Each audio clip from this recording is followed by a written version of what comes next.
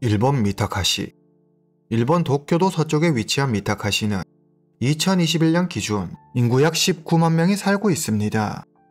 복잡한 도심을 벗어나 조용하고 쾌적한 환경을 원하는 일본인들에게 인기가 많은 지역이죠. 20세기 초 문인과 예술가들이 모여 살았던 곳으로 예술가들이 사랑한 도시라는 이미지가 여전히 남아있는 곳입니다. 2013년 10월 8일 평화로운 오후, 살려달라는 여성의 비명이 골목을 울리고 신발도 신지 못하고 맨발로 뛰어나온 여성의 뒤를 한 남성이 칼을 든 채 무섭게 쫓아갑니다. 여성은 이내 곧 잡히고 남성의 손에 목숨을 잃고 맙니다. 이 여성에게 무슨 일이 있었던 걸까요? 그리고 이 남성은 대체 누구일까요? 오늘 이야기 시작합니다. 스즈키 사야. 1995년 6월 22일 출생. 당시 나이 18세. 맑은 미소를 가진 스즈키는 영상일을 하는 아버지와 화가 어머니 사이에서 외동딸로 태어났습니다.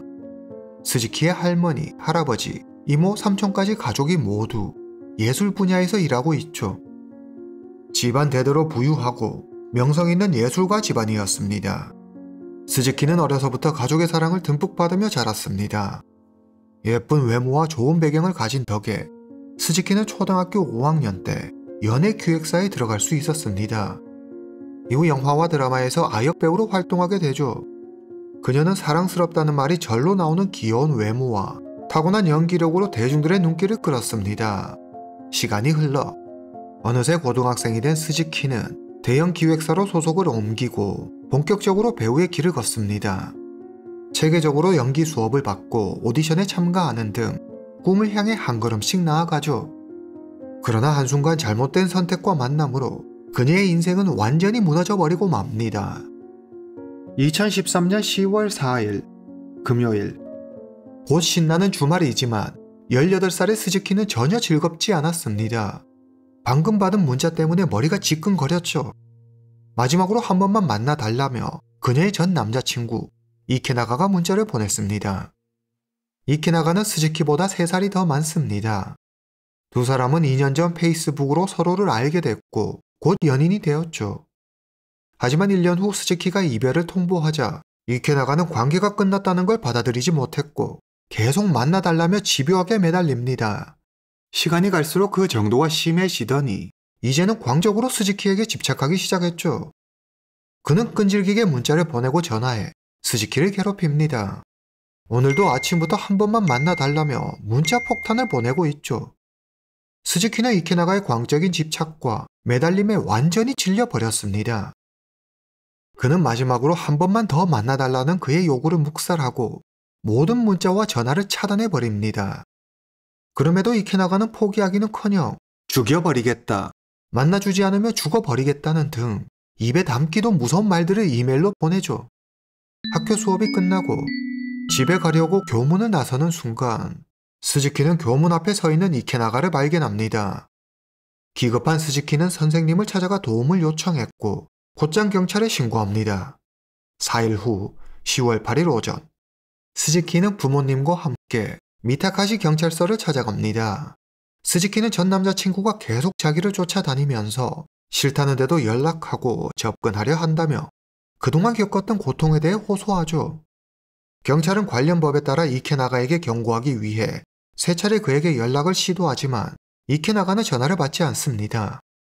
경찰은 꼭 전할 말이 있으니 경찰서로 연락을 달라는 메시지를 남깁니다. 스즈키와 그녀의 부모는 경찰이 일을 잘 처리해 줄 거라 믿고 경찰서를 나오죠. 이후 스즈키의 부모는 일터로 돌아가고 스즈키는 학교로 가 수업을 듣습니다. 얼마 후 학교 수업이 끝나고 스즈키는 혹시 이케나가가 자기를 쫓아오지는 않는지 주위를 경계하며 빠르게 발걸음을 옮깁니다. 오후 4시 51분 스즈키는 경찰에 전화해 집에 잘 도착했다고 알립니다. 경찰은 스즈키가 무사히 집에 도착했다는 말에 안심하죠. 4분 후 4시 55분 경찰서에 전화벨이 울립니다. 여기 학생이 칼에 찔렸어요. 상황이 심각해요. 빨리 와주세요. 구급대원이 현장에 도착했을 때 스즈키는 목과 배 등을 찔려 집 대문 앞에 쓰러져 있었습니다. 주변은 온통 피투성이었죠. 방금 집에 잘 도착했다며 전화통화까지 했는데 이게 도대체 어떻게 된 일일까요? 구급대원은 의식이 없는 스즈키를 병원으로 이송하지만 스즈키는 이미 세상을 떠난 뒤였습니다. 경찰은 현장 주변에 폴리스 라인을 치고 수사에 나섭니다. 주변의 혈흔 상태로 보아 스즈키는 집 앞 계단에서 습격을 당한 것으로 보였습니다. 스즈키는 소리를 지르며 대문을 열고 나와 도움을 요청하려고 했지만 연이은 공격에 그만 의식을 잃고 쓰러지게 된 거죠. 경찰은 사건 현장을 중심으로 주변을 수색하고 주요 도로에 검문소를 설치하는 등 용의자 추적에 나섭니다. 스즈키의 부검 결과가 나오는데 스즈키의 목과 복부에서 총 11곳의 자상이 발견됩니다. 특히 경동맥은 완전히 절단된 상태였죠. 사건의 목격자이자 경찰에 이를 신고한 이는 이웃에 사는 52세 여성이었습니다. 그녀는 떨리는 목소리로 당시 상황을 설명하죠. 살려달라는 비명소리가 들렸어요. 놀라 창밖을 내다보니 스즈키가 피범벅이 돼서 쓰러져 있더라고요. 위험한 상황이라는 걸 단박에 알 수 있었죠. 전 경찰에 신고하고 옆집 사람이 담요를 가지고 와서 덮어줬어요. 그때 저 집 아저씨가 도망치는 남자를 봤어요. 남자는 짙은색 옷을 입고 보라색 두건 같은 걸 쓰고 있었어요. 손에 칼을 쥐고 잽싸게 도망가는데 그놈을 잡으려고 젊은 청년이 쫓아가려는 걸 모두 위험하다며 말렸죠. 전 스즈키가 어릴 때부터 지켜봤어요. 참 예쁘고 착한 아이였죠. 그런데 이런 일이 생기다니.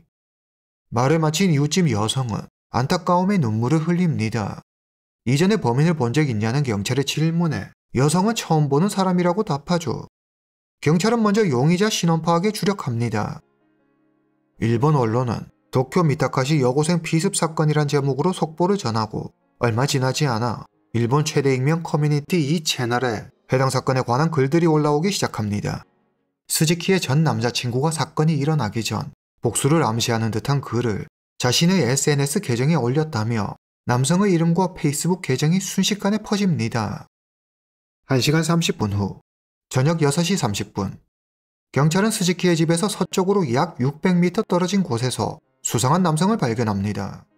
맨발인데다 바지는 피로 흥건히 젖어 있었죠. 바로 스즈키의 전 남자친구 이케나가였습니다. 이케나가는 저항하지 않고 순순히 체포됩니다. 이케나가는 대체 왜 이런 잔인한 범행을 저지른 걸까요? 이름 이케나가 찰스 토마스. 일본인 아버지와 필리핀 어머니 사이에서 태어난 혼혈입니다. 1992년 필리핀 마닐라에서 태어나 1993년 부모님을 따라 일본 교토로 오죠. 그의 집은 무척 가난했습니다. 설상가상으로 그의 아버지는 난폭한 사람으로 술만 마셨다 하면 이케나가와 어머니에게 손찌검을 하고 좁은 방에 가둬버렸죠. 이케나가가 4살이 되던 해 부모님이 이혼합니다. 이혼 후 이케나가를 대하는 어머니의 태도가 완전히 바뀌어버리죠. 어린 이케나가를 혼자 집에 두고 엄마는 내내 밖에서 시간을 보냈습니다. 며칠씩 집에 들어오지 않는 날도 허다했죠. 그녀는 집에 남자를 여럿 데려왔는데 하나같이 정상이 아니었습니다. 그들은 어린 이케나가의 머리를 물속에 밀어넣는가 하면 다 썩은 음식을 먹이는 등 정신적, 육체적 고통을 주었습니다. 이런 열악한 환경에서 고통받던 이케나가를 가엾게 여긴 한 이웃의 신고로 잠시지만 이케나가는 아동보호시설에서 지내기도 합니다. 중학생이 된 이케나가는 다시 어머니와 살게 되는데 수도 전기도 없는 집에서 여전히 집에 들어오지 않는 엄마를 기다리며 혼자 지내는 날이 많았습니다.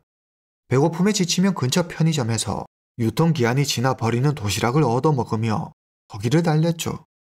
이케나가는 고등학생이 되자 근육으로 다부진 몸에 키가 훌쩍 자라 180cm까지 컸습니다. 이때부터 이케나가는 이상한 생각과 행동을 하기 시작하는데 자기가 만화 속 주인공 같은 매력과 신비한 힘을 가졌다고 믿죠. 학교 친구들은 이케나가를 이상한 괴짜로 기억하고 있었습니다. 걔는 완전 애니메이션에 빠져 살았어요. 온통 애니메이션에 나오는 여자 캐릭터 사진을 잔뜩 붙여놓고 현실과 가상을 혼동하는 것 같았죠. 2011년 고등학교 졸업한 이케나가는 교토에서 아르바이트를 하며 지내고 있었습니다. 그러다 우연히 페이스북을 통해 스즈키를 알게 됐고 스즈키의 청순하고 귀여운 얼굴에 빠져버립니다. 2011년 12월 이케나가는 적극적으로 스즈키에게 대시하고 결국 스즈키와 연인이 됩니다. 두 사람은 주로 미타카시에서 데이트를 했는데 이케나가가 스즈키를 만나기 위해 직접 미타카시로 왔죠. 스즈키는 집에 부모님이 계시지 않으면 이케나가를 집으로 데려가 같이 시간을 보내기도 했습니다. 그래서 이케나가가 스즈키의 집 주소를 알고 있었죠. 이케나가는 자기가 네덜란드계 흑인 혼혈이며 교토에 있는 유명 사립대학 리츠메이칸 대학을 다니고 있고 영어를 아주 잘한다고 했습니다. 하지만 이는 스즈키에게 매력적으로 보이기 위해 한 거짓말이었죠. 체포 당시 이케나가의 직업이 트럭 운전기사라는 이야기부터 직업이 일정치 않고 여러 아르바이트를 전전하고 있다는 이야기까지 여러 이야기가 나왔습니다. 연애 초기 스즈키는 그의 말을 곧이곧대로 믿었습니다. 하지만 그녀가 아무리 어리다고 해도 이런 거짓말이 오래갈 수는 없죠. 얼마 지나지 않아 스즈키는 이케나가가 거짓말에 능하고 허풍이 세다는 사실을 눈치챕니다. 거기에 더해 이케나가는 스즈키 몰래 다른 여자를 만나기까지 하죠. 2012년 9월, 스즈키는 이케나가에게 이별을 통보하고 미국으로 단기 유학을 떠납니다. 이케나가는 이별을 받아들일 수 없었고 그녀가 있는 미국까지 찾아갑니다. 그의 뜻밖의 등장에 스즈키는 매우 당황했지만 이케나가를 잘 달래 일본으로 돌려보내죠. 2013년 3월, 스즈키가 유학을 마치고 일본으로 돌아옵니다. 시간이 지난 만큼 스즈키는 이케나가가 당연히 자기를 잊어버렸을 거라고 생각했습니다. 그러나 그건 그녀의 크나큰 착각이었죠. 스즈키가 일본으로 돌아오자마자 대체 어떻게 알았는지 이케나가에게 연락이 옵니다. 그는 이제 일본에 왔으니 다시 만나자고 이야기하죠. 스즈키가 그의 말을 무시하자 이케나가는 계속 문자를 보내고 전화를 합니다. 이케나가의 집요함에 질려버린 스즈키는 제발 여기서 끝내자고 부탁하죠. 그러나 이케나가는 포기할 마음이 조금도 없었습니다. 오히려 수단과 방법을 가리지 않고 어떻게 해서든 그녀를 자기 것으로 만들겠노라 다짐하죠. 며칠 후 이케나가는 온갖 구실을 들어 진짜 마지막이라며 스즈키를 자기 집으로 부릅니다. 그리고 그녀가 방심한 틈을 타 수갑을 채워 몹쓸 짓을 하죠. 이케나가는 자기와 다시 만나지 않으면 자신과의 은밀한 사진을 퍼뜨리겠다고 협박합니다. 스즈키는 사진이 유출되는 것만은 막아야 한다는 생각에 하는 수 없이 이케나가와 만남을 이어가기로 하죠. 정이 떨어질 대로 떨어진 사람과의 억지 만남이라니 스즈키는 매일이 괴로웠습니다. 2013년 6월, 스즈키는 도저히 견딜 수가 없었습니다. 그녀는 더 이상 이케나가의 연락을 받지 않기로 굳게 마음먹죠. 스즈키가 연락을 받지 않자 이케나가는 폭발하듯 협박 문자를 보냅니다. 반드시 후회하게 만들어 주겠어. 스즈키는 그에게 휘둘려서는 안 된다는 생각에 그를 차단하고 절대 그의 연락을 받지 않습니다. 스즈키가 자기 연락을 받지 않자 이케나가는 친구들 휴대전화를 빌려 스즈키에게 연락합니다. 스즈키는 이케나가와 관련된 모든 연락을 수신 거부하죠. 이쯤 되면 그만할 법도 한데 이케나가는 스즈키의 친구들까지 찾아가 겁을 주죠. 스즈키한테 가서 좋은 말로 할 때 내 연락을 받는 게 좋을 거라고 전해. 급기야 이케나가는 스즈키의 개인적인 사진과 영상을 진짜로 인터넷에 유포하겠다며 협박합니다. 그러나 모든 걸 각오하고 결심을 굳힌 스즈키는 꼼짝도 하지 않죠. 이케나가의 분노가 극에 달하고 내 것이 될 수 없다면 없애버리면 그만이야. 이케나가는 도서관에서 인체에 관한 책을 읽으며 급소를 연구하고 친구를 상대로 흉기를 휘두르는 연습까지 합니다. 그리고 헬스장에 다니며 체력을 단련하고 매일 메모장에 스스로를 응원하는 글을 쓰죠. 계획한 날이 다가오자 이케나가는 친구와 술을 마시며 말합니다. 나 4년에서 5년 정도 미국에 가 있을 거야. 당분간 보기 힘들 거야. 2013년 9월 28일, 이케나가는 한 상점에서 약 13cm 되는 칼을 구입합니다. 그리고 10월 2일에서 6일 사이 인터넷에 스즈키의 은밀한 사진 67장과 자신과 잠자리한 영상을 올리죠. 이후 그는 스즈키의 집 주변을 맴돌며 스즈키와 그녀의 가족들 생활 패턴을 하나하나 파악해 나갑니다. 10월 8일 오후, 스즈키 집에 아무도 없습니다. 이케나가는 에어컨 실외기와 도시가스 배관을 밟고 스즈키네 집 2층 창문을 통해 집 안으로 들어가는 데 성공합니다. 그리고 바로 1층 스즈키 방으로 가 옷장 속에 숨어 스즈키가 집에 오기만을 기다리죠. 이케나가는 옷장에 숨어 친구에게 문자를 보냅니다.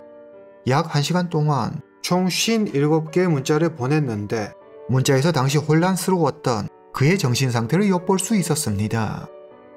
시쿠유, 나 좀 도와줘. 사실 나 아직 일본이야. 통제가 안 돼. 이러려고 그런 건 아닌데 어쩌다 보니 지금 스즈키 옷장 속이야. 사태의 심각성을 인지한 친구가 이케나가를 설득하지만 이케나가는 자신의 결정을 바꾸지 않죠. 오후 4시 51분 학교를 마친 스즈키가 집에 돌아옵니다. 스즈키는 오전에 부모님과 함께 경찰서에 가서 이케나가를 신고하고 왔죠. 스즈키는 경찰서에 집에 무사히 도착했다는 확인 전화를 합니다. 오늘은 집 앞에 그 사람이 없더라고요. 이제 괜찮아요. 그런데 전화를 끊자마자 이케나가가 옷장 속에서 뛰쳐나옵니다. 이케나가를 본 스즈키는 겁에 질려 비명을 지르며 대문 밖으로 도망치지만 뒤따라온 이케나가에게 금방 잡혀 목숨을 잃고 맙니다. 이케나가는 서둘러 현장을 떠나고 얼마 후 현장 주변 CCTV와 목격자 진술을 토대로 주변을 수색하던 경찰이 용의자와 비슷한 행색의 이케나가를 발견하고 그 자리에서 그를 체포합니다. 경찰은 스즈키의 집에서 약 600m 떨어진 곳에서 범행 도구인 칼을 찾고 스즈키의 집 2층 베란다에서는 이케나가의 신발 한 켤레를 찾습니다. 1년 후 2014년 7월 도쿄지방법원에서 재판이 열립니다. 살인과 주거 침입죄 등으로 기소된 이케나가의 눈빛이 불안하고 초조해 보였습니다. 그러나 그에게선 반성의 태도 따윈 찾아볼 수 없었죠. 스즈키와 헤어진 고통에서 벗어나려 그런 거였어요. 지금은 후회하고 있어요. 그는 후회하고 있다고 하면서도 유족에게 사과 한마디 하지 않았죠. 판사가 왜 스즈키의 사진과 영상을 유포했냐고 묻자 이케나가는 자신이 스즈키와 사귀었다는 걸 세상에 남기고 싶어 그랬다는 소름 끼치는 이야기를 하죠. 조금 더 반성하는 모습을 보이지 않는다며 스즈키의 부모는 이케나가에게 사형이 내려지길 원했지만 이케나가의 변호인은 불우했던 그의 성장 배경을 이야기하며 감형을 호소하죠. 반면 검찰은 이케나가가 여고생을 잔인하게 살인하고 더 나아가 고인의 사진과 영상을 유출해 고인의 명예를 더럽힌 점 등을 들어 무기징역을 주장합니다. 이에 재판부는 범행의 계획성과 잔혹성은 인정되나 이케나가의 성장 과정과 재범 가능성이 낮음을 이유로 무기징역이 아닌 유기징역 22년형을 선고합니다. 법원의 판결에 스즈키의 부모는 크게 실망하고 일본인들은 처벌이 너무 약하다며 분노했습니다. 이 사건을 계기로 일본에서 개인의 은밀한 사진이나 영상을 무단으로 불특정 다수에게 유포할 경우 3년 이하의 징역 또는 50만 엔 이하의 벌금을 부과하는 법이 제정됩니다. 오늘 이야기는 여기까지입니다. 다음 시간에 뵙겠습니다.